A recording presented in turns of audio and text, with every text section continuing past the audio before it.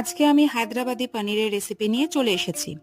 এই রেসিপিটি বানানোর জন্য 250 গ্রাম পনিরকে নিজের পছন্দের শেপে কেটে নিয়ে তেল দিয়ে হালকা করে ভেজে নিতে হবে। এবার পেঁয়াজ, রসুন, আদা, কাঁচা লঙ্কা, পালং শাক, ধনেপাতা, পুদিনা পাতাকে সামান্য 2-3 মিনিটের জন্য নাড়াচাড়া করে সামান্য জল দিয়ে একটা গ্রিন পেস্ট বানিয়ে নিতে হবে।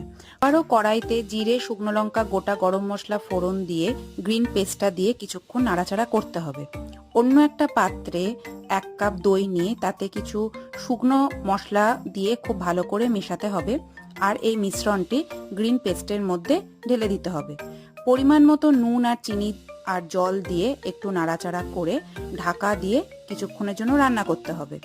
মশলাটা ভালোভাবে রান্না হয়ে গেলে ঘরে বানানো মালাই বা ফ্রেশ ক্রিম, ভেজে রাখা পনির আর সামান্য কাসৌরি মেথি দিয়ে 2-3 মিনিট নাড়াচাড়া করে নিলেই তৈরি হায়দ্রাবাদি পনির মশলা।